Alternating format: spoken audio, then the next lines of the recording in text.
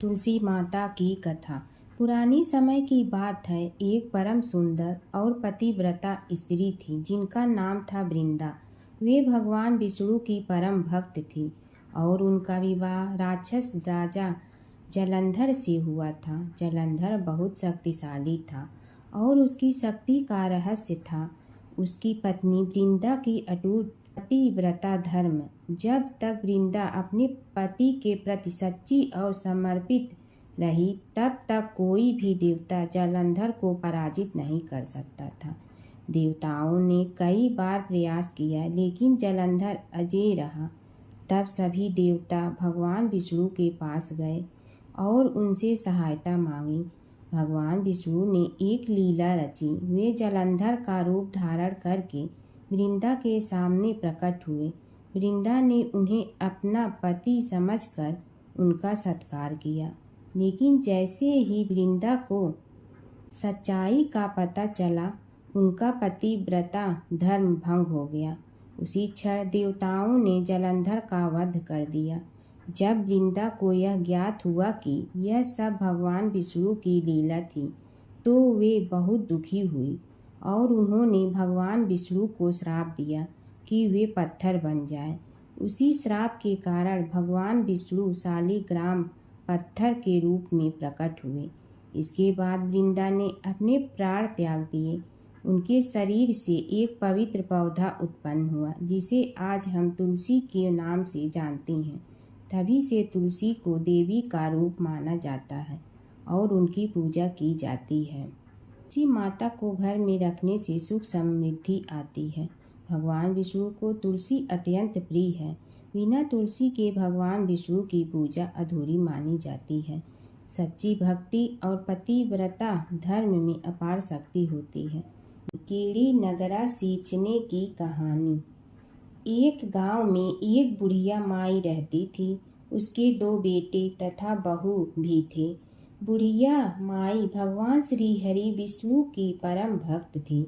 अपना जीवन दान धर्म पुण्य कार्य कर्मों में लगाती थी, परंतु बुढ़िया माई कभी भी मंदिर और सत्संग में व तीर्थ स्थानों पर नहीं जाती थी।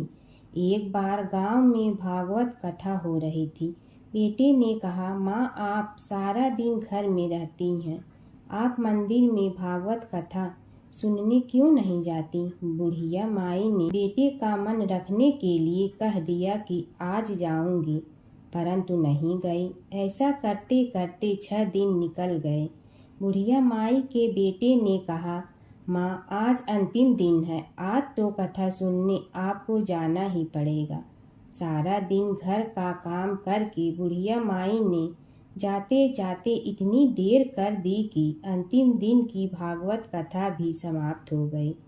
भगवान श्री हरि विष्णु सन्यासी का रूप धारण करके बुढ़िया माई के पास आए और बोले, बुढ़िया माई तुम कहाँ जा रही हो? बुढ़िया माई ने कहा, मैं भागवत कथा सुनने जा रही हूँ। तब सन्यासी रूपधारी भगवान श्री हरि विष्णु ने कहा, अब इतनी देर से क्यों जा रही हो? वहाँ तो अब कथा समाप्त हो गई है, अब वहाँ जाकर क्या करोगी? बुढ़िया माई ने कहा, अब घर से निकली हूँ तो जाकर ही रहूंगी। सब सन्यासी रूपधारी भगवान श्री हरि विष्णु ने कहा कि अब कथा समाप्त हो गई, भक्त लोग भी अपने अपने घर चले गए, अब तुम वहाँ से क्या लाओगी? तो बुढ़िया माई बोली, कुछ नहीं तो मैं वहाँ से एक ईंट ही उठा लाऊंगी। तो सन्यासी रूपधारी भगवान श्री हरि विष्णु बोले, तुम वहाँ से मिट्टी की ईंट लाओगी, उसके बदले में मैं तुम्हें एक सोने की ईंट दे देता हूँ।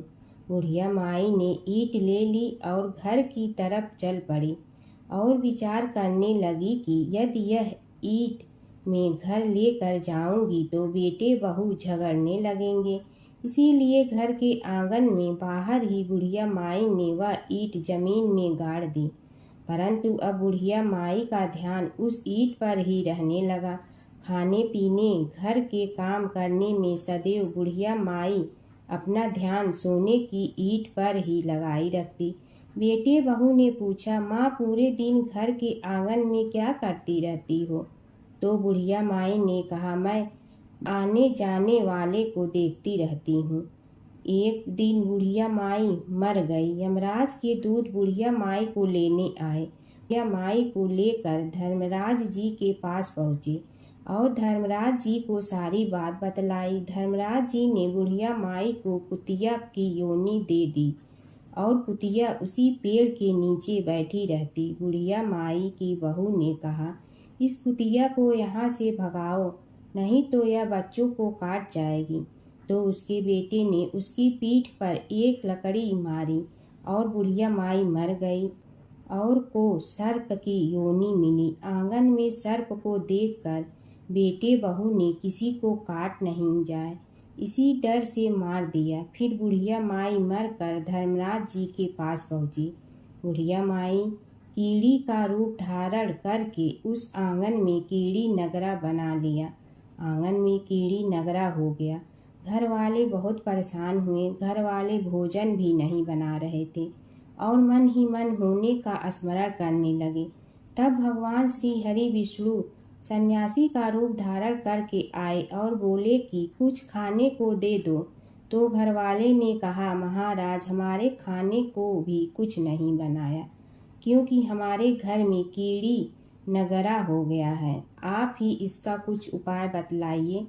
तब महाराज जी ने आंगन में खोदा और सोने की 28 निकाली और दोनों बेटों को दे दी और कहा, तुम्हारी माँ के नाम से दान पुण्य करना, धर्मशाला बनवाना, स्कूल बनवाना, प्याऊ लगवाना, गौशाला में गाय के चारे खाने की व्यवस्था करना। परंतु दोनों बेटे आपस में झगड़ने लगे कि तू दान कर, तू दान कर। किसी ने बुढ़िया माई के नाम से कोई दान नहीं किया और कीड़ी नगरा वहाँ उसी स्वरूप में स्थापित रहा। कुछ दिन बाद सन्यासी वापस आया और बुढ़िया माई के बेटों ने भगवान स्वरूपधारी सन्यासी महाराज से कहा कि हमारी घर की हालत वैसी की वैसी है, कीड़ी नगरा तो वैसे का वैसा ही है। तब साधु रूपधारी सन्यासी महाराज ने कहा, वह सोने के ईंट के टुकड़े लाओ और उन्हें बेचकर उनसे जो भी धन मिले उसे तुम्हारी माँ के नाम से दान पुण्य करो। इस कीड़ी नगरा पर शक्कर और आटा डालो। तुम ऐसा करोगे तो तुम्हारी माँ को मोक्ष प्राप्ति होगी। और उनके घर से कीड़ी नगरा चला गया। जो व्यक्ति प्रतिदिन सुबह प्रातः आटा और शक्कर कीड़ी नगरे पर डालता है वह सदैव धनवान, पुत्रवान, संपन्न, सुख शांति से जीवन यापन करता है। उसके घर में कभी कोई कष्ट नहीं आता है। उसका जीवन सदा सर्वदा आनंद से व्यतीत होता है। उसके परिवार जन उसे अत्यधिक स्नेह प्रदान करते हैं। कीड़ी नगरा प्रतिदिन सींचने से जुड़ी नगरी की कहानी सुनने से, दान पुण्य व धर्म कार्यों में रुचि लगाने से जीवन उत्तम हो जाता है। एक समय की बात है कि विष्णु भगवान का विवाह लक्ष्मी जी के साथ निश्चित हो गया। विवाह की तैयारी होने लगी। सभी देवताओं को निमंत्रण भेजे गए परंतु गणेश जी को निमंत्रण नहीं दिया। कारण जो भी रहा हो, अब भगवान विष्णु की बारात जाने का समय आ गया। सभी देवता अपनी पत्नियों के साथ विवाह समारोह में आए। उन सब ने देखा कि गणेश जी कहीं दिखाई नहीं दे रहे हैं। तब वे आपस में चर्चा करने लगे कि क्या गणेश जी को कोई न्योता नहीं दिया है या स्वयं गणेश जी ही नहीं आए हैं। सभी को इस बात पर आश्चर्य होने लगा। तभी सब ने विचार किया कि विष्णु भगवान से ही इसका कारण पूछा जाए। विष्णु भगवान से पूछने पर उन्होंने कहा कि हमने गणेश जी के पिता भोलेनाथ महादेव को न्योता भेजा है। यदि गणेश जी अपने पिता के साथ आना चाहते हैं तो आ जाते। अलग से न्योता देने की कोई आवश्यकता भी नहीं थी। दूसरी बात यह है कि उनको 1.25 मन मूंग, 1.25 मन चावल, 1.25 मन घी और 1.25 मन लड्डू का भोजन दिन भर में चाहिए। यदि गणेश जी नहीं आएंगे तो कोई बात नहीं। दूसरे के घर जाकर इतना सारा खाना पीना अच्छा भी नहीं लगता। इतनी वार्ता कर ही रहे थे कि किसी एक ने सुझाव दिया, यदि गणेश जी आ भी जाए तो उनके द्वारपाल बनाकर बैठा देंगे कि आप घर की याद रखना। आप तो चूहे पर बैठकर धीरे धीरे चलोगे तो बारात से बहुत पीछे रह जाओगे। यह सुझाव भी सबको पसंद आ गया तो विष्णु भगवान ने भी अपनी सहमति दे दी। होना क्या था कि इतने में गणेश जी वहां आ पहुंचे और उन्हें समझा बुझा कर घर की रखवाली करने बैठा दिया गया। बारात चल रही थी तब नारद जी ने देखा कि गणेश जी तो दरवाजे पर ही बैठे हुए हैं। तो वे गणेश जी के पास गए और रुकने का कारण पूछा। गणेश जी कहने लगे कि विष्णु भगवान ने मेरा बहुत अपमान किया है। नारद जी ने कहने लगे कि अपनी मूसक देना को आगे भेज दे तो वह रास्ता खोद देगी जिससे उनके वाहन धरती में धंस जाएंगे। तब आपको सम्मान पूर्वक बुलाना पड़ेगा। अब तो गणेश जी ने अपनी मूसक सेना जल्दी से आगे भेज दी और सेना ने जमीन पोली कर दी। जब बारात वहां से निकली तो रथों के पहिए धरती में धंस गए। लाख कोशिश करे परंतु पहिए नहीं निकले।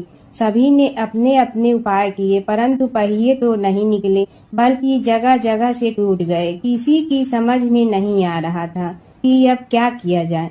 तब तो नारद जी ने कहा, आप लोगों ने गणेश जी का अपमान करके अच्छा नहीं किया। यदि उन्हें मना कर लाया जाए तो आपका कार्य सिद्ध हो सकता है और यह संकट टल सकता है। शंकर भगवान ने अपने दूत नंदी को भेजा और वे गणेश जी को लेकर आए। गणेश जी का आदर सम्मान के साथ पूजन किया। तब कहीं रथ के पहिए निकले। अब रथ के पहिए निकल के परंतु टूट फूट गए तो उन्हें सुधारे गए।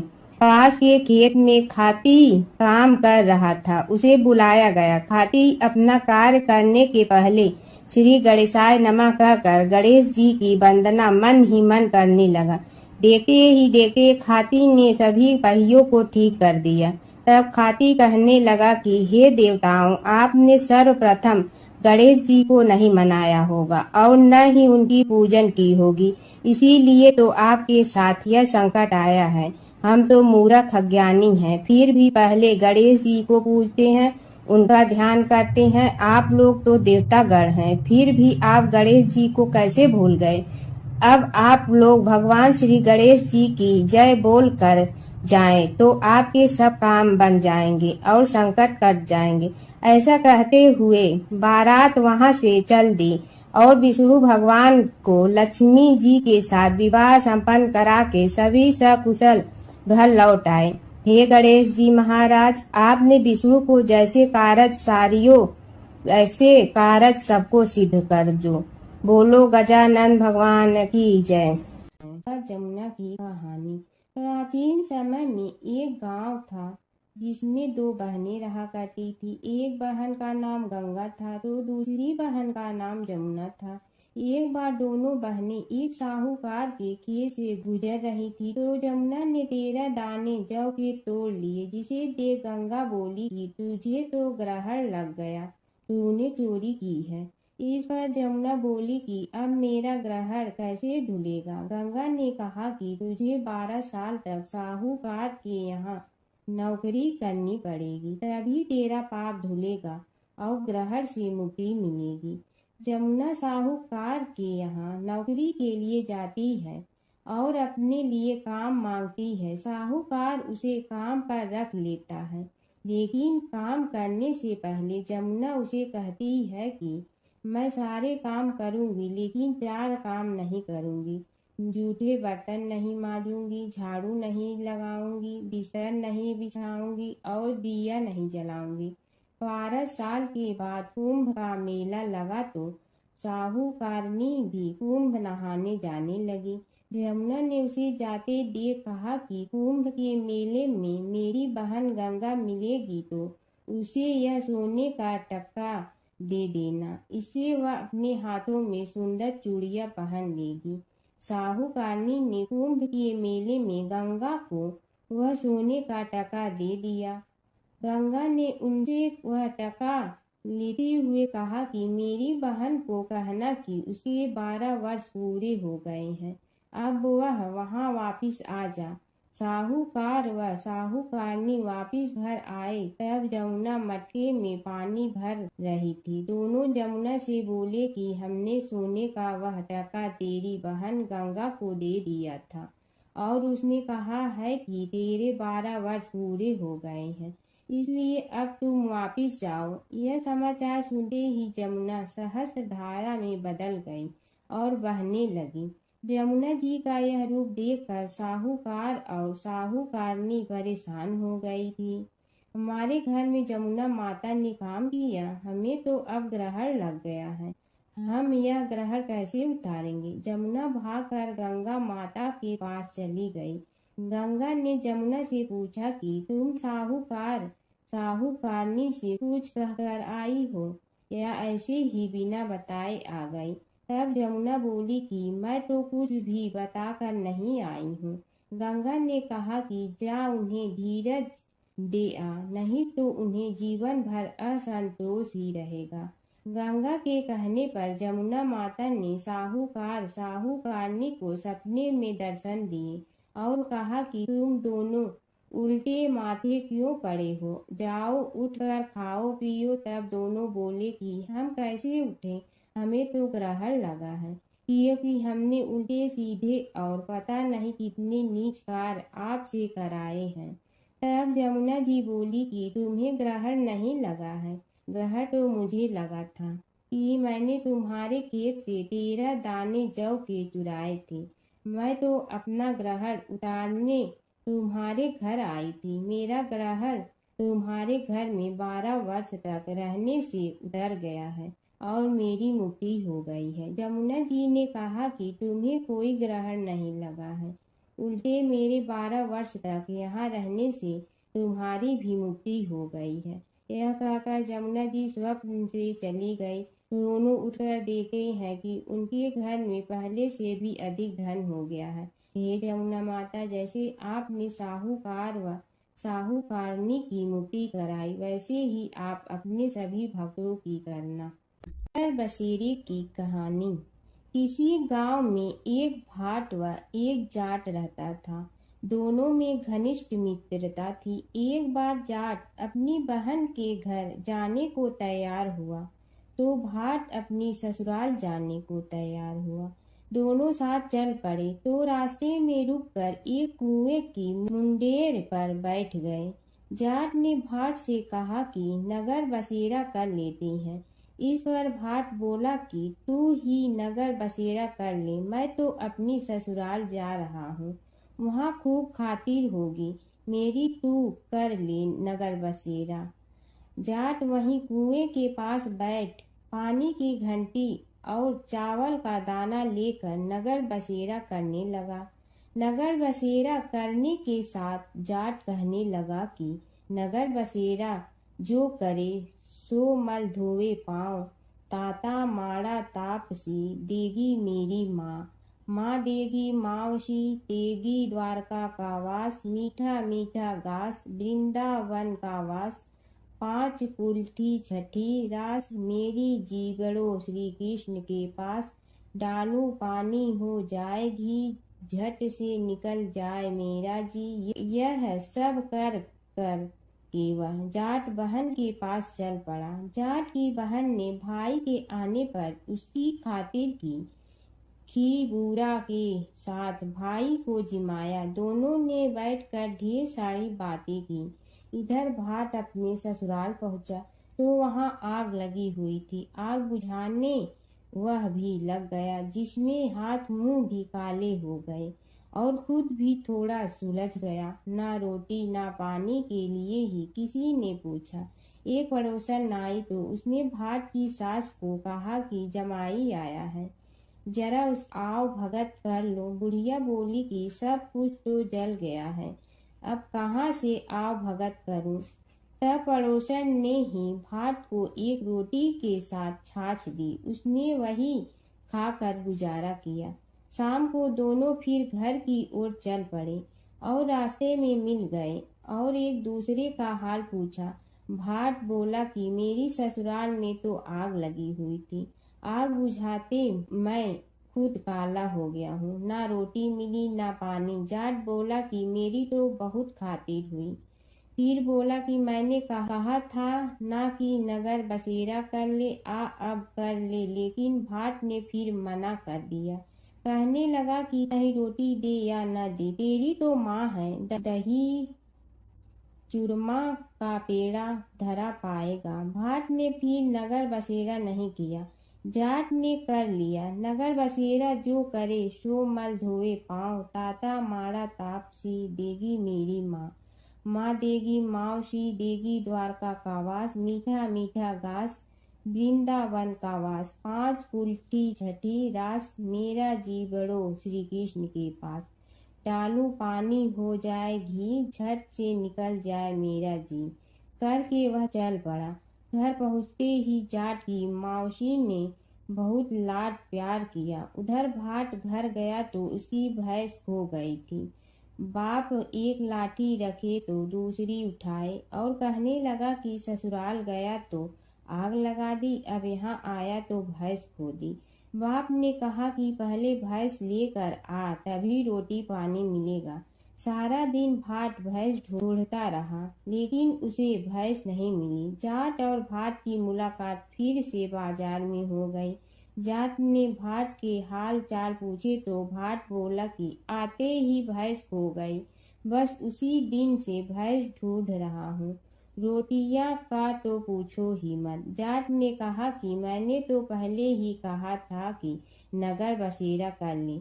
जाट की बात सुनकर भाट बोला कि तेरे नगर बसेरे में इतनी ताकत है तो चल अब कर लेते हैं। दोनों ने बैठकर नगर बसेरा किया। नगर बसेरा जो करे सो मल धोवे पाँव। ताता मारा तापसी देगी मेरी माँ। माँ देगी मौसी देगी द्वारका का वास। मीठा मीठा घास वृंदावन का वास। 5 कुल्ठी छठी रास। मेरा जीवड़ो श्री कृष्ण के पास। डालू पानी हो जाए घी, झट से निकल जाए मेरा जी। दोनों के नगर बसेरा करने पर भाट जैसे ही आगे बढ़ा तो उसकी खोई भैंस मिल गई, जिसे लेकर घर पहुंचा। घर पहुंचते ही माँ ने कहा कि लड़के को आते ही घर से निकाल दिया। सारे दिन से ये भूखा प्यासा भटक रहा है। यह कहकर उसकी माँ ने उसको खूब खिलाया पिलाया। इस घटना के बाद सारे नगर में ढिंढोरा पिटवा गया कि कब कोई अपने पीहर या सास से आते जाते नगर बसेरा करें। जैसे भाट को नगर बसेरा करने का फल मिला, वैसे ही हर किसी को मिलती है। माता सीता की कथा। यह कहानी सीता माता कहती थी और श्री राम इसे सुना करते थे।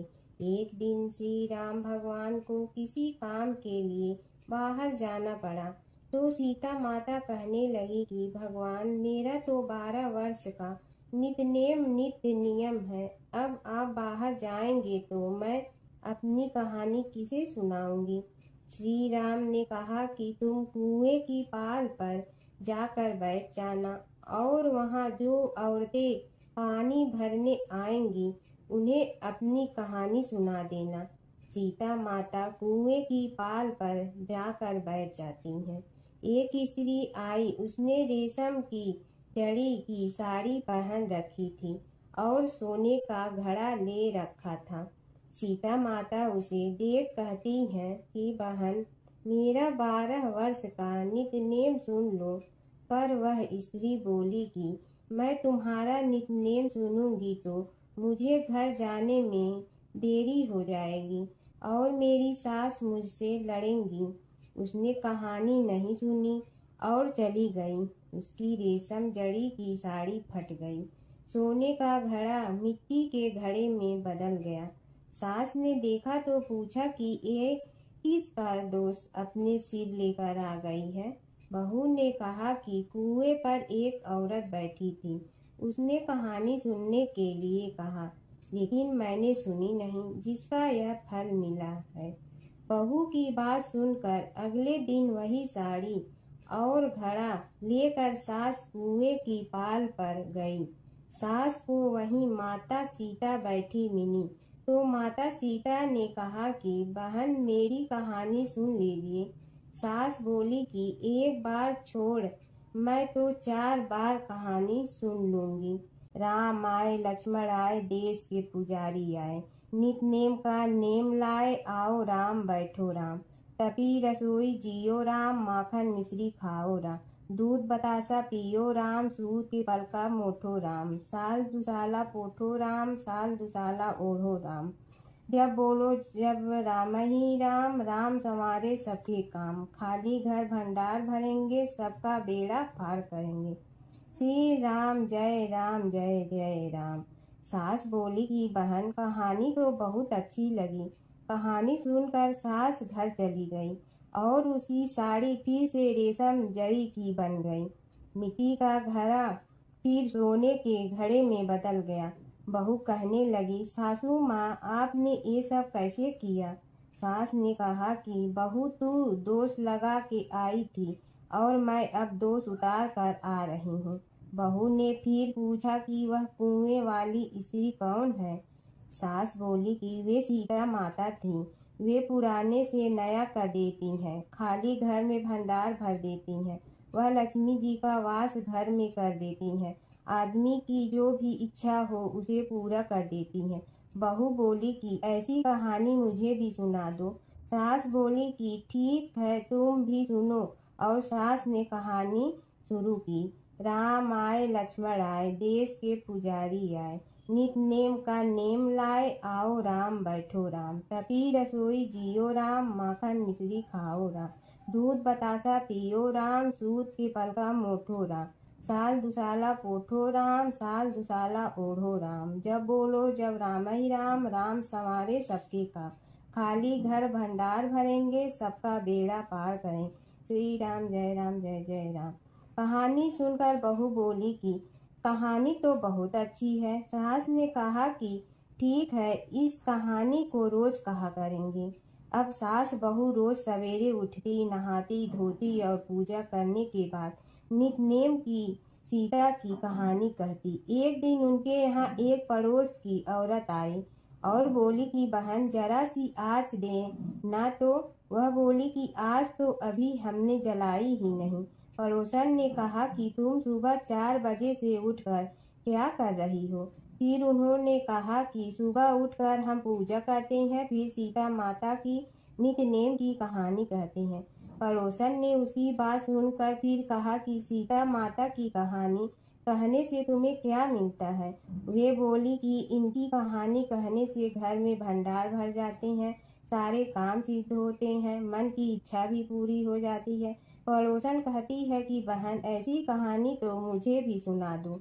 फिर वह बोली कि ठीक है तुम भी यह कहानी सुन लो। राम आए लक्ष्मण आए देश के पुजारी आए, नित नेम का नेम लाए आओ राम बैठो राम। सारी कहानी सुनने के बाद पड़ोसन कहने लगी, बहन कहानी तो मुझे बहुत अच्छी लगी। अब वह पड़ोसन भी नित नेम सीता माता की कहानी कहने लगी। कहानी कहने से सीता माता ने पड़ोसन के भी भंडार भर दिए। अब तो पूरे मोहल्ले में नित नेम की कथा चल पड़ी। हर किसी की मनोकामना पूरी होने लगी। हे सीता माता, जैसे आपने उनके भंडार भरे वैसे ही आप हमारे भी भंडार भरना, सबकी भरना, कहानी सुनने वाले के भी और कहानी कहने वाले के भी। गणेश और बुढ़िया माई की कथा। एक बुढ़िया थी, वह बहुत ही गरीब और दृष्टिहीन थी। उसके एक बेटा और बहू थे। वह बुढ़िया सदैव गणेश जी की पूजा किया करती थी।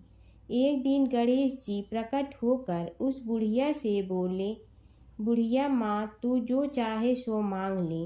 बुढ़िया बोली, मुझे तो मांगना नहीं आता, कैसे और क्या मांगूं? तब गणेश जी बोले, अपने बहू बेटे से पूछ कर मांग ले।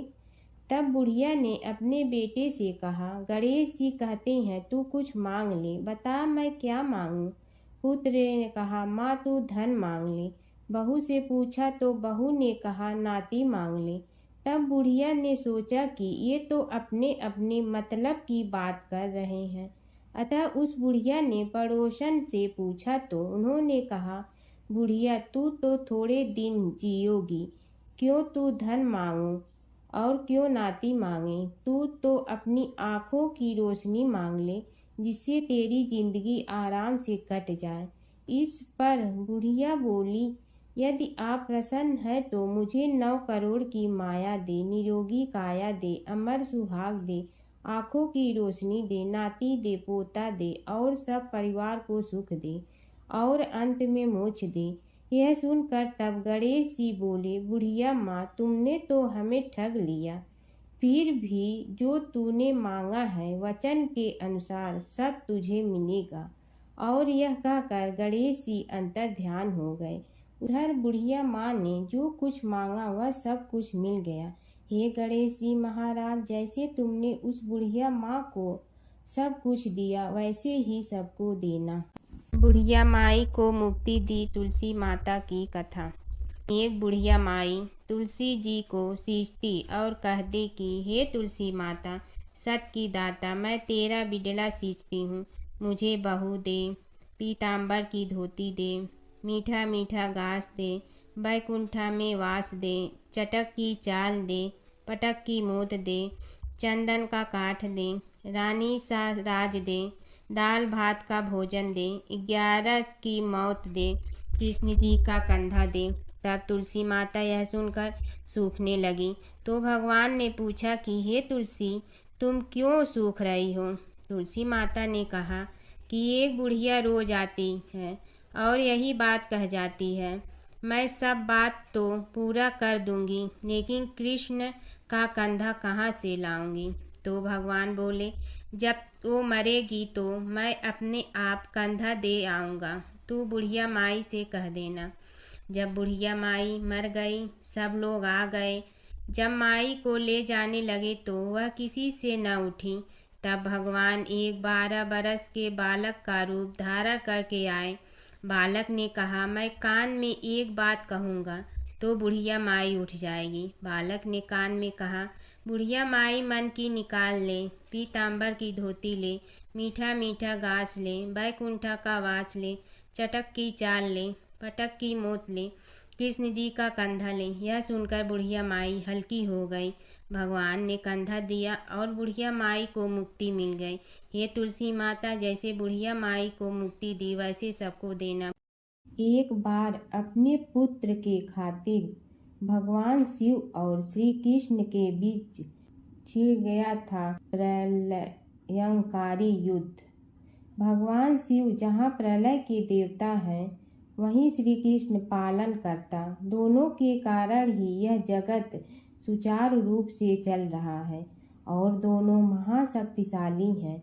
लेकिन कभी आपने सोचा है कि अगर कभी दोनों में युद्ध हुआ तो उसका इस संसार पर क्या असर पड़ेगा और दोनों में से विजयी कौन होगा?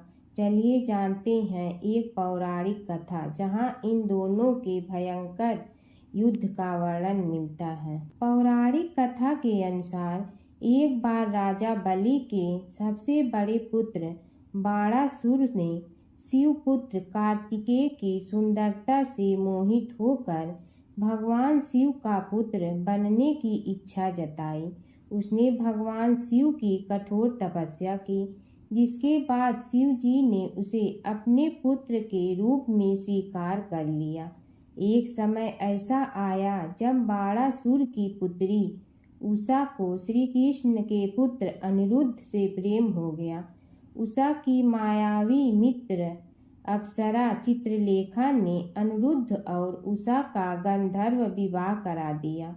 जब बाणासुर को यह बात पता चली तो उसने अनिरुद्ध का अपहरण कर उसे अपना बंदी बना लिया। फिर क्या था, श्री कृष्ण ने अपनी पूरी सेना के साथ बाणासुर की नगरी पर धावा बोल दिया। श्री कृष्ण और बाणासुर का युद्ध। बाणासुर श्री कृष्ण की नारायणी सेना से अकेले नहीं लड़ सकता था, इसलिए उसने भगवान शिव से मदद मांगी। अब युद्ध में श्री कृष्ण की नारायणी सेना के विरुद्ध बाणासुर की सेना के साथ भगवान शिव और कुमार कार्तिकेय भी लड़ रहे थे।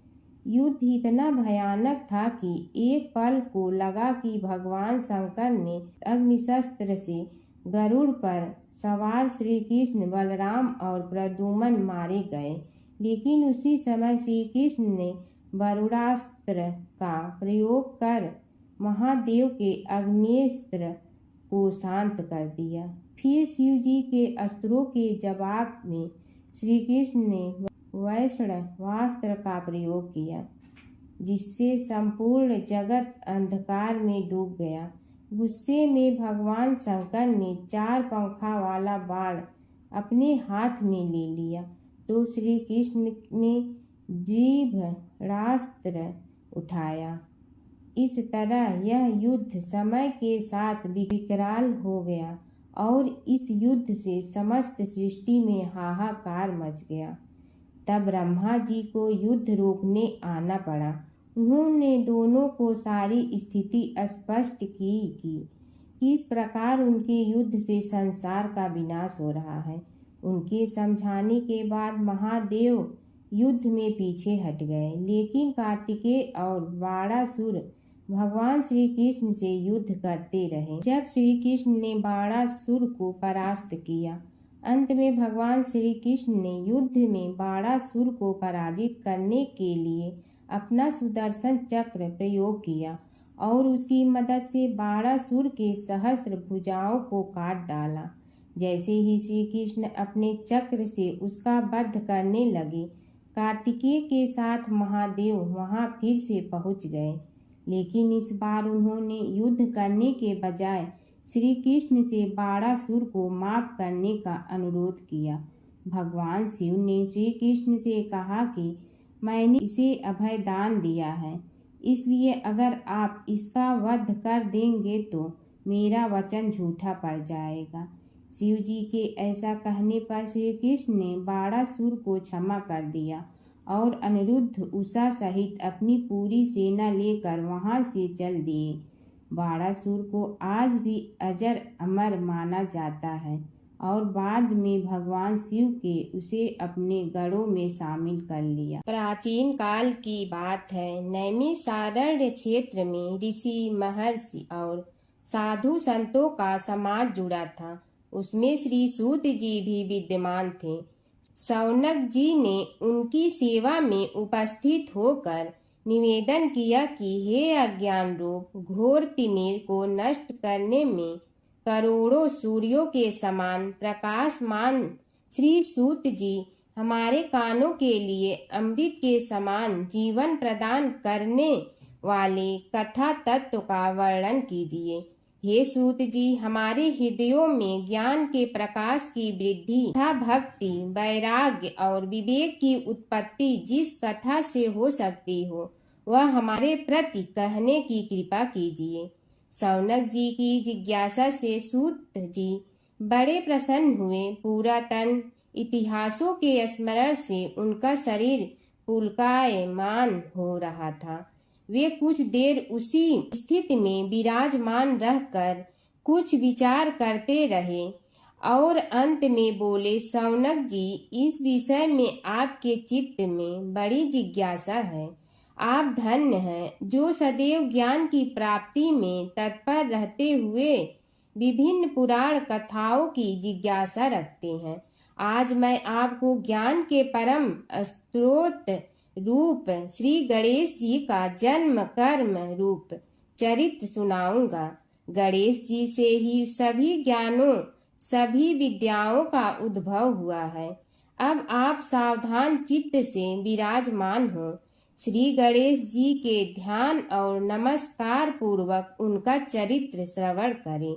नमस्तस्मै गणेशाय ब्रह्मा विद्या प्रदायिनी यनागस्त्यसमः साक्षात विघ्न सागर सोषणे।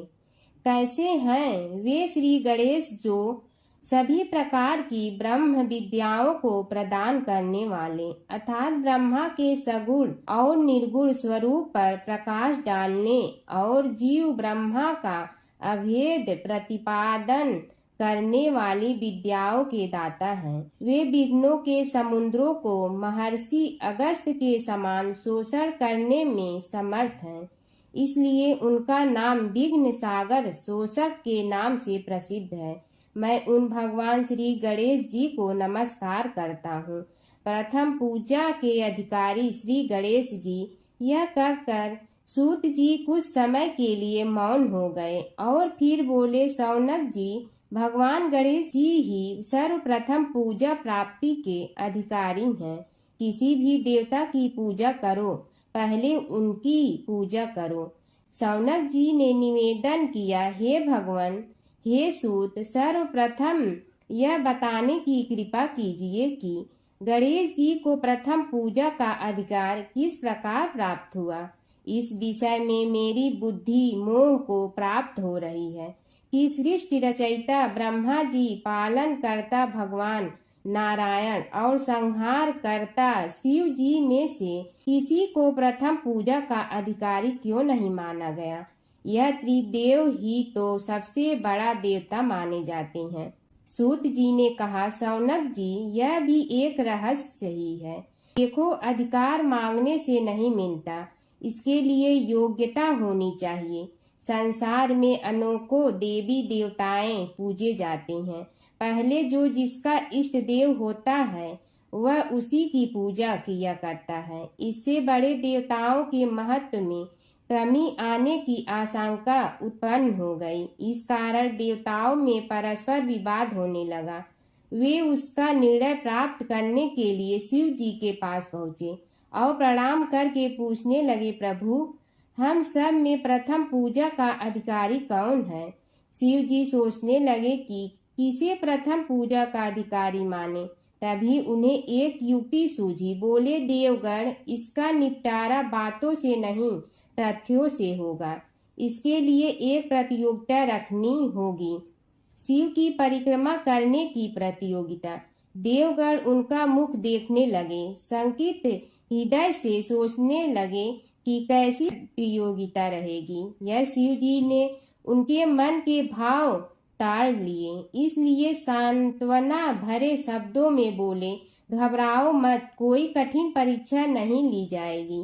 बस इतना ही कि सभी अपने अपने वाहनों पर चढ़कर संसार की परिक्रमा करो और फिर यहाँ लौट आओ।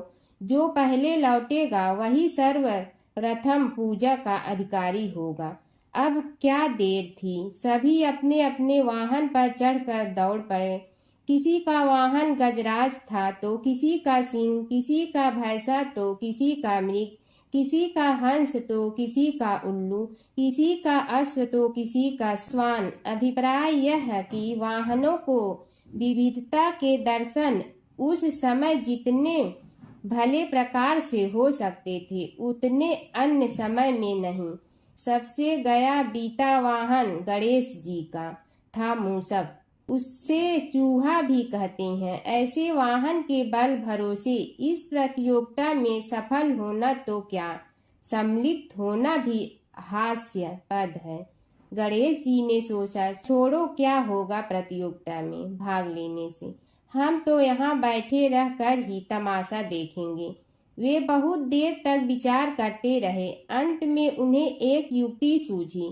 शिव जी स्वयं ही जगदाता हैं, यह संसार उन्हीं का प्रतिबिंब है, तब क्यों न इन्हीं की परिक्रमा कर ली जाए। इनकी परिक्रमा करने से ही संसार की परिक्रमा हो जाएगी। ऐसा निश्चय कर उन्होंने मूषक पर चढ़कर शिव जी की परिक्रमा की और उनके समक्ष जा पहुँचे। शिव जी ने कहा, तुमने परिक्रमा पूर्ण कर ली। उन्होंने उत्तर दिया, जी हाँ। शिव जी सोचने लगे कि इसे तो यहीं घूमते हुए देखा, फिर परिक्रमा कैसे कराया। देवताओं का परिक्रमा करके लौटना आरंभ हुआ और उन्होंने गणेश जी को वहां बैठे देखा तो माथा ठनक गया। फिर भी साहस करके बोले, अरे तुम विश्व की परिक्रमा के लिए नहीं गए। गणेश जी ने कहा, अरे मैं कब का यहाँ आ गया। देवता बोले, तुम्हें तो कहीं भी नहीं देखा। गणेश जी ने उत्तर दिया, देखते कहाँ से, समस्त संसार शिव जी में विद्यमान है। इनकी परिक्रमा करने से ही संसार की परिक्रमा पूर्ण हो गई। सूत जी बोले, शौनक, इस प्रकार गणेश जी ने अपनी बुद्धि के बल पर ही विजय प्राप्त कर ली। उनका कथन सत्य था, इसलिए कोई विरोध करता भी तो कैसे। बस उसी दिन से गणेश जी की प्रथम पूजा होने लगी। सूत जी बोले, हे शौनक जी, यह एक तथ्य है कि गणेश जी ही उसके पात्र हैं। वे बड़े देवता का भी कार्य सिद्धि में विघ्न उपस्थित होने पर उन विघ्न राज का आश्रय न लिया हो। हे शौनक, वे देव भी बड़े दयालु हैं। नाम तो शिव जी का ही आशुतोष है, किंतु वे सर्वात्मा और सर्वरक्षक प्रभु तो शिव जी की अपेक्षा भी शीघ्र ही प्रकट हो जाते हैं। उनका भक्त कभी किसी संकट में नहीं पड़ता। यदि प्रारब्ध वशात कभी किसी विपत्ति में पड़ भी जाता है तो गणेश्वर की उपासना करने पर उनके अनुग्रह से उनके समस्त दुख दूर होकर परम सुख की प्राप्ति होती है। शौनक ने कहा, हे सूत जी, हे महाभाग, हे प्रभु, मैं गणेश जी के विभिन्न चरित्रों का अध्ययन करना चाहता हूँ, तो मुझे बताइए कि किस ग्रंथ का अवलोकन करूँ। हे दयामय, आपको तो उनके समस्त चरित्र विदित है कि यदि आप ही उन्हें सुनाने की कृपा करें तो मेरा अत्यधिक उपकार होगा। सूत जी बोले, हे शौनक भगवान, गणेश्वर के इतने चरित्र हैं कि उन सब का कथन इस जीवा से संभव नहीं, क्योंकि प्रभु अनंत, प्रभु चरित अनंता वाली बात समस्त विद्वान ऋषि मुनि कहते हैं। फिर भी गणेश जी प्रथम पूजा के अधिकारी होने के कारण समस्त देव चरित्रों में जुड़े हुए हैं, इसलिए उनका प्रभाव भी सर्वाधिक व्यापक है। हे मुने, हे शौनक, वे भगवान सर्व समर्थ हैं। वे सभी का तिरस्कार करने में समर्थ हैं, किंतु उनका तिरस्कार कोई भी नहीं कर सकता। यह त्रिलोक्य उन्हीं भगवान के संकेत पर नित्य करता है। इसकी समस्त क्रियाएं उन्हीं की इच्छा पर आश्रित हैं। हे शौनक भगवान, गणेश्वर स्वयं कहते हैं, शिवे विष्णु च शक्तौ च सूर्ये मयि निराधिप यो भेद बुद्धि योगः स सम्य योगुः मतो मम।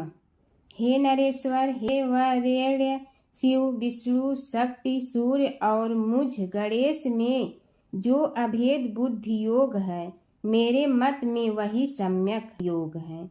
इससे यह भी सिद्ध है कि समस्त देवता उन्हीं के स्वरूप हैं। वे ही भगवान विभिन्न कार्य रूपों के अनुसार अपना भिन्न भिन्न नाम रखते हैं। हे मुनि श्रेष्ठ, उन सब देवताओं के चरित्र भी उन्हीं गणराज के चरित्र हैं। यद्यपि सब चरित्र एक ही ग्रंथ में मिलने में संभव नहीं है, फिर भी गणेश्वर के अनेकों प्रमुख चरित्रों का वर्णन गणेश पुराण में हुआ है। राजा सोमकांत का वृत्तांत कथन। शौनक जी ने पूछा, हे प्रभु, गणेश पुराण का आरंभ किस प्रकार हुआ, यह मुझे बताने की कृपा करे। इस पर सूत जी ने कहने लगे, हे शौनक, यद्यपि गणेश पुराण है तो बहुत प्राचीन, क्योंकि भगवान गणेश्वर तो आदि हैं। न जाने कब से गणेश जी अपने उपासकों पर कृपा करते चले आ रहे हैं। उनके अनंत चरित्र हैं, जिनका संग्रह एक महापुराण का रूप ले सकता है। उसे एक बार भगवान नारायण ने नारद जी को और भगवान ने शंकर और जगन जननी पार्वती जी को सुनाया था। बाद में वही पुराण संक्षेप रूप में ब्रह्मा जी ने महर्षि वेद व्यास को सुनाया और फिर व्यास जी ने महर्षि भृगु को सुनाया। भृगु ने कृपा करके सौराष्ट्र के एक राजा सोमकांत को सुनाया था। तब से वह पुराण अनेक कथाओं में विस्तृत होता रहा और अनेक कथाओं से रहित होता हुआ अनेक रूप में प्रचलित है। शौनक जी ने पूछा, भगवान, आप यह बताने का कष्ट करें कि राजा सोमकांत कौन था। उसने महर्षि से गणेश पुराण का श्रवण कहाँ किया था, उस पुराण के श्रवण से उसे क्या क्या उपलब्धियां हुई। हे नाथ, मुझे श्री गणेश्वर की कथा के प्रति उत्कंठा बढ़ती ही जा रही है। सूत जी बोले, हे शौनक, सौराष्ट्र के देवनगर नाम की एक प्रसिद्ध राजधानी थी। वहाँ का राजा सोमकांत था। वह अपनी प्रजा का पुत्र के समान पालन करता था। वह वेद ज्ञान संपन्न, शस्त्र विद्या में पारंगत एवं प्रबल प्रतापी राजा समस्त राजाओं में मान्य तथा अत्यंत वैभवशाली था। उसका ऐश्वर्य कुबेर के भी ऐश्वर्य को लज्जित करता था। उसने अपने पराक्रम से अनेकों देश जीत लिए थे। उसकी पत्नी अत्यंत रूपवती, गुणवती, धर्माज्ञा एवं पतिव्रत धर्म का पालन करने वाली थी। वह सदैव अपने प्राणनाथ की सेवा में लगी रहती थी। उसका नाम सुधर्मा था। जैसे वह पतिव्रता थी, वैसे ही राजा भी एक पत्नी व्रता का पालन करने लगा। उसके हेमकांत नामक एक सुंदर पुत्र था। वह भी सभी विद्याओं का ज्ञाता और अस्त्र शस्त्रादि के अभ्यास में निपुण हो गया था। यह सभी श्रेष्ठ लक्षणों से संपन्न सद्गुणी एवं प्रजा जनों के हितों का अत्यंत पोषक था। इस प्रकार राजा सोमकांत स्त्री पुत्र पशुवाहन राज्य एवं प्रतिष्ठा आदि से सब प्रकार सुखी था। उससे दुख तो था ही नहीं। सभी राजागण उसका हार्दिक सम्मान करते थे तथा उसकी श्रेष्ठ कीर्ति भी संसार व्यापी थी। परंतु युवा अवस्था के अंत में सोमकांत को घृणित कोष्ठ रोग हो गया। उसके अनेक उपचार किए गए किंतु कोई लाभ नहीं हुआ। रोग शीघ्रता से बढ़ने लगा और उसके कीड़े पड़ गए। जब रोग की अधिक वृद्धि होने लगी और उसका कोई उपाय न हो सका तो राजा ने मंत्रियों को बुलाकर कहा, सुव्रतो, जाने किस कारण यह रोग मुझे पीड़ित कर रहा है। अवश्य ही यह किसी पूर्व जन्म के पाप का फल होगा। इसलिए मैं अब अपना समस्त राजपाट छोड़कर वन में रहूंगा। मेरे पुत्र हेमकांत को मेरे समान मानकर राज्य शासन का धर्म पूर्वक संचालन कराते रहें। यह कहकर राजा ने शुभ दिन दिखवाकर अपने पुत्र हेमकांत को राज्य पद पर अभिषेक किया और अपनी पत्नी सुधर्मा के साथ निर्जन वन की ओर चल दिया। प्रजापालक राजा के वियोग में समस्त प्रजा जन अश्रु बहाते हुए उनके साथ चले गए। राज्य की सीमा पर पहुंचकर राजा ने अपने पुत्र अमात्यगण और प्रजा जनों को समझाया, आप सब लोग धर्म के जानने वाले, श्रेष्ठ आचरण में तत्पर एवं सहृदय हैं। यह संसार तो वैसे भी परिवर्तनशील है। जो आज है वह कल नहीं था और आने वाले कल में भी नहीं रहेगा। इसलिए मेरे जाने से दुख का कोई कारण नहीं है। मेरे स्थान पर मेरा पुत्र सभी कार्यों को करेगा। इसलिए आप सब उसके अनुशासन में रहते हुए उसे सदैव सम्मान करते रहें। फिर पुत्र से कहा, बेटा, यह स्थिति सभी के समझ आती रही है। हमारे पूर्व पुरुष भी परंपरागत रूप से वृद्धावस्था आने पर वन में जाते रहे हैं। मैं कुछ समय पहले ही वन में जा रहा हूँ, तो कुछ पहले या पीछे जाने में कोई अंतर नहीं पड़ता। यदि कुछ वर्ष बाद जाऊं तब भी मोह का त्याग करना ही होगा। इसलिए हे वत्स, तुम दुखित मत हो और मेरी आज्ञा मानकर राज्य शासन को ठीक प्रकार चलाओ। ध्यान रखना, क्षत्रिय धर्म का कभी त्याग न करना और प्रजा को सदा सुखी रखना। इस प्रकार राजा सोमकांत ने सभी को समझा बुझाकर वहां से वापस लौट आया और स्वयं अपनी पतिव्रता भार्या के साथ वन में प्रवेश किया। पुत्र हेमकांत के आग्रह से उसने सुबल और ज्ञान गम्य नामक 2 आत्माओं को भी साथ ले लिया। उन सब ने एक समतल एवं सुंदर स्थान देखकर वहां विश्राम किया। तभी उन्हें एक मुनि कुमार दिखाई दिया। राजा ने उससे पूछा, तुम कौन हो, कहाँ रहते हो? यदि उचित समझो तो मुझे बताओ। मुनि बालक ने कोमल बाणी में कहा, मैं महर्षि भृगु का पुत्र हूँ। मेरा नाम च्यवन है। हमारा आश्रम निकट में ही है। अब आप भी अपना परिचय दीजिए। राजा ने कहा, मुनि कुमार, आपका परिचय पाकर मुझे बड़ी प्रसन्नता हुई। मैं सौराष्ट्र के देवनगर नामक राज्य का अधिपति रहा हूँ। अब अपने पुत्र को राज्य देकर मैंने अरण्य की शरण ली है। मुझे कुष्ठ रोग अत्यंत पीड़ित किए हुए हैं। उसकी निवृत्ति का कोई उपाय करने वाला हो तो कृपा कर मुझे बताइए। मुनि कुमार ने कहा, मैं अपने पिताजी से अपना वृतांत कहता हूँ, फिर वे जैसा कहेंगे आपको बताऊंगा। यह कहकर मुनि बालक चला गया और कुछ देर में ही आकर बोला, राजन, मैंने आपका वृतांत अपने पिताजी को बताया। उनकी आज्ञा हुई है कि आप सब मेरे साथ आश्रम में चलकर उनसे भेंट करें, तभी आपके रोग के विषय में भी विचार किया जाएगा। राजा सोमकांत के पूर्व जन्म का वृत्तांत भृगु द्वारा वर्णन। राजा अपनी पत्नी और अमात्यों के सहित च्यवन के साथ साथ भृगु आश्रम में जा पहुंचा और उन्हें प्रणाम कर बोला, हे भगवान, हे महर्षि, मैं आपकी शरण हूँ, आप मुझ कुष्ठी पर कृपा कीजिए। महर्षि बोले, राजन, यह तुम्हारे किसी पूर्व जन्म कृत पाप का ही उदय हो गया है। इसका उपाय मैं विचार करके बताऊंगा। आज तो तुम सब स्नान आज से निवृत्त होकर रात्रि विश्राम करो।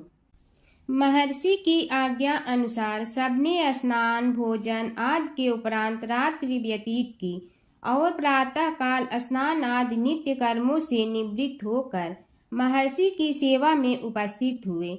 महर्षि ने कहा, राजन, मैंने तुम्हारे पूर्व जन्म का वृतांत जान लिया हूँ और यह भी विदित कर लिया है कि किस पाप के फल से तुम्हें इस रोग की प्राप्ति हुई है।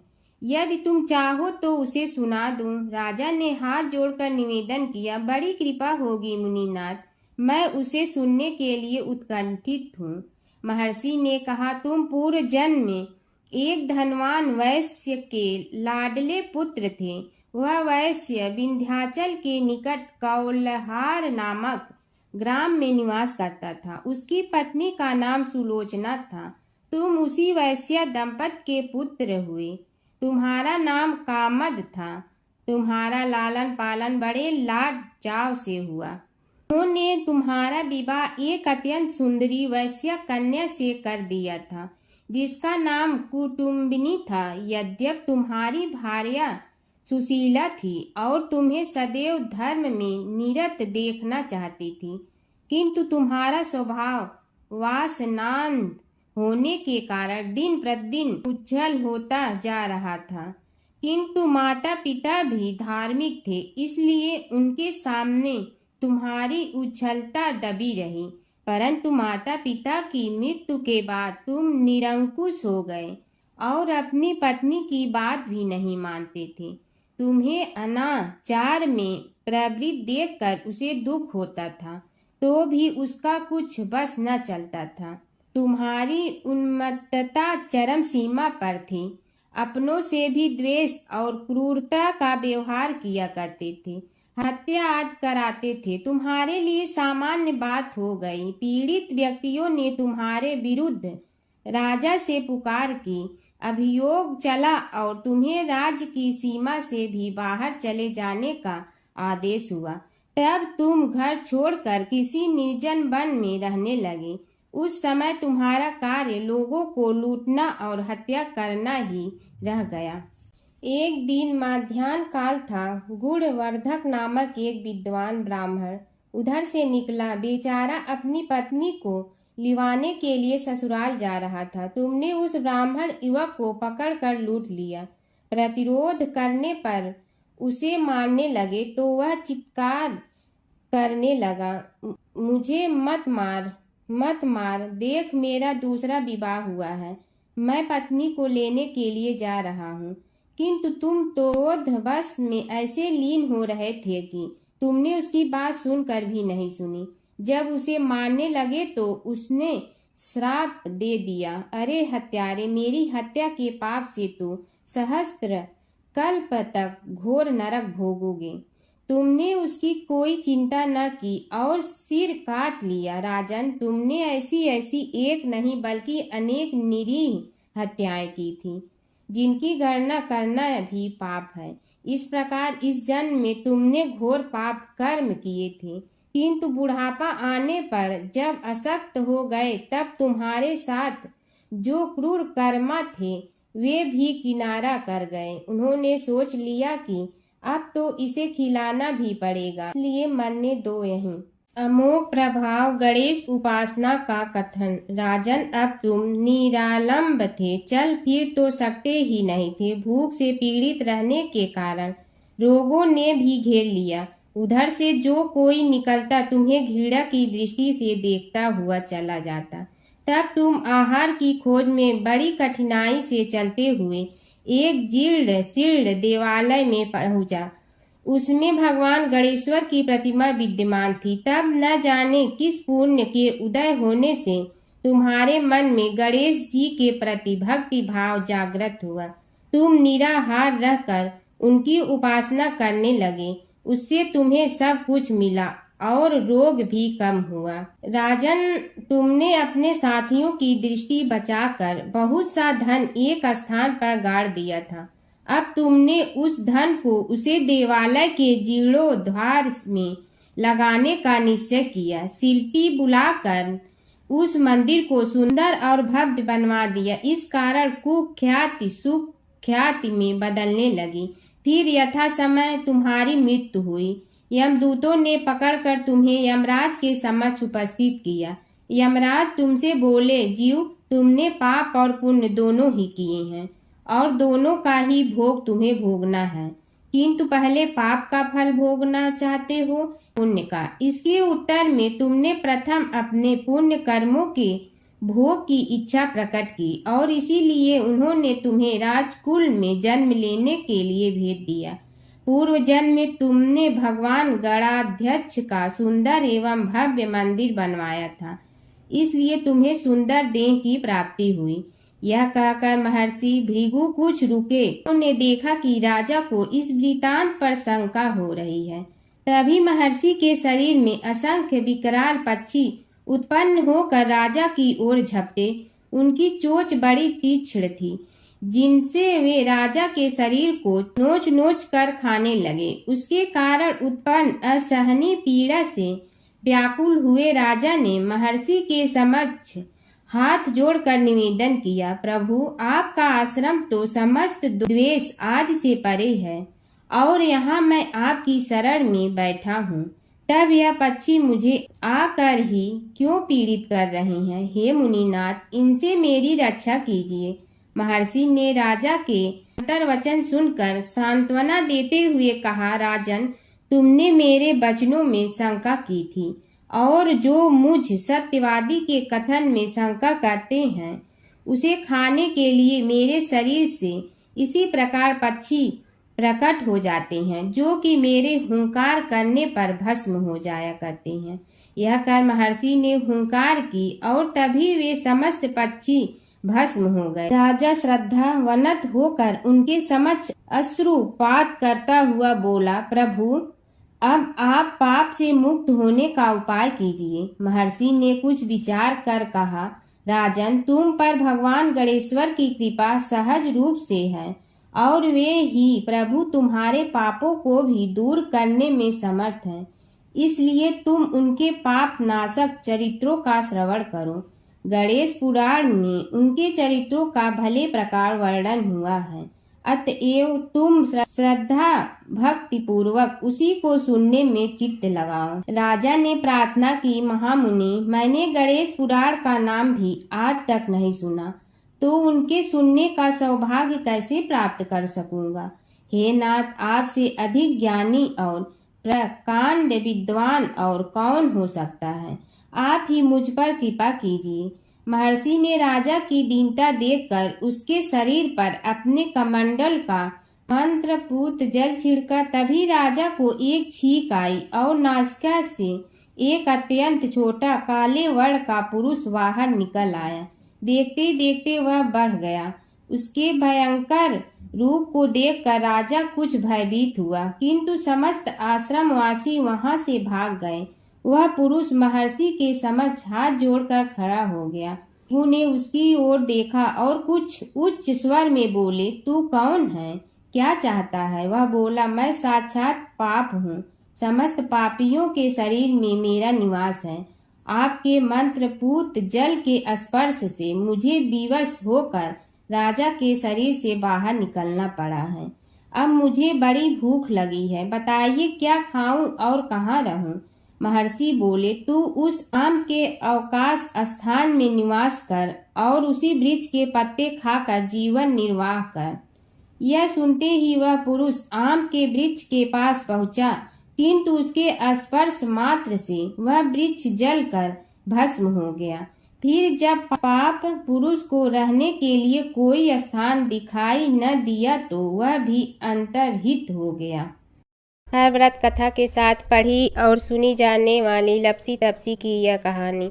एक तपसी था। तपसी हमेशा भगवान की तपस्या में लीन रहता था। लपसी रोजाना सवा सेर की लपसी बनाकर भगवान का भोग लगाकर जीम लेता था। एक दिन दोनों लड़ने लगे। तपसी बोला, मैं रोज़ भगवान की तपस्या करता हूँ, इसलिए मैं बड़ा हूँ। लपसी बोला, मैं रोज़ भगवान को सवा सेर लपसी का भोग लगाता हूँ, इसलिए मैं बड़ा हूँ। नारद जी वहाँ से गुजर रहे थे। दोनों को लड़ता देखकर उनसे पूछा कि तुम क्यों लड़ रहे हो। तपसी ने खुद के बड़ा होने का कारण बताया और लपसी ने अपना कारण बताया। नारद जी बोले, तुम्हारा फैसला मैं करूँगा। दूसरे दिन लपसी और तपसी नहाकर अपनी रोज की भक्ति करने आए तो नारद जी ने छुपकर 1.25 करोड़ की एक एक अंगूठी उन दोनों के आगे रख दी। तपसी की नज़र उस अंगूठी पर पड़ी जो उसने चुपचाप अंगूठी उठाकर अपने नीचे दबा ली। तब लपसी की नज़र अंगूठी पर पड़ी, लेकिन उसने ध्यान नहीं दिया। भगवान को भोग लगाकर लपसी खाना खाने लगा। नारद जी सामने आए तो दोनों ने पूछा कि कौन बड़ा, तो नारद जी ने तपसी से खड़ा होने को कहा। वो खड़ा हुआ तो उसने नीचे दबी अंगूठी दिखाई पड़ी। नारद जी ने लपसी से कहा, तपस्या करने के बाद भी तुम्हारी चोरी करने की आदत नहीं गई, इसलिए लपसी बड़ा है और तुम्हें तुम्हारी तपस्या का कोई फल भी नहीं मिलेगा। तपसी शर्मिंदा होकर माफ़ी मांगने लगा। उसने नारद जी से पूछा, मुझे मेरी तपस्या का फल कैसे मिलेगा। नारद जी ने कहा, यदि कोई गाय और कुत्ते की रोटी नहीं बनाएगा तो फल तुम्हें मिलेगा। यदि कोई ब्राह्मण को भोजन करवा कर दक्षिणा नहीं देगा तो फल तुम्हें मिलेगा। यदि कोई साड़ी के साथ ब्लाउज नहीं देगा तो फल तुझे मिलेगा। यदि कोई दिए से दिया जलाएगा तो फल तुम्हें मिलेगा। यदि कोई सारी कहानी सुने लेकिन तुम्हारी कहानी नहीं सुने तो फल तुझे मिलेगा। उसी दिन से हर व्रत कथा कहानी के साथ लपसी तपसी की कहानी भी सुनी और कही जाती है। ओम जय जगदीश हरे स्वामी, जय जगदीश हरे। भक्त जनों के संकट क्षण में दूर करे। ओम जय जगदीश हरे। जो ध्यावे फल पावे, दुख बिन दे मन का। सुख संपत्ति घर आवे, कष्ट मिटे तन का। ओम जय जगदीश हरे। मात पिता तुम मेरे, शरण कहूँ किसकी। तुम विनय और न दूजा, आस करूँ जिसकी। ओम जय जगदीश हरे। तुम पूर्ण परमात्मा, तुम अंतर्यामी।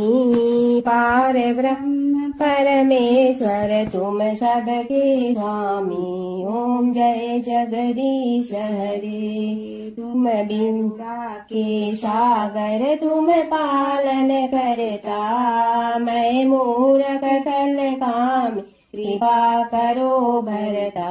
ओम जय जगदीश हरे। तुम हो ये कय गोचर, सबके प्राणपति। किस विधि मिलूं दया में, तुमको मैं कुमति। ओम जय जगदीश हरे। दीन बंधु दुख हरता, तुम रक्षक मेरे। अपने हाथ उठाओ, द्वार पड़ा तेरे। ओम जय जगदीश हरे। विषय विकार मिटा, पाप हरो देवा। श्रद्धा भक्ति बढ़ाओ, संतन की सेवा। ओम जय जगदीश हरे। तन मन धन सब तेरा, स्वामी सब कुछ है तेरा। तेरा तुझको अर्पण क्या लागे मेरा। ओम जय जगदीश हरे। जय जगदीश हरे स्वामी जय जगदीश हरे। भक्त जनों के संकट टलने दूर करे। ओम जय जगदीश हरे स्वामी जय जगदीश हरे।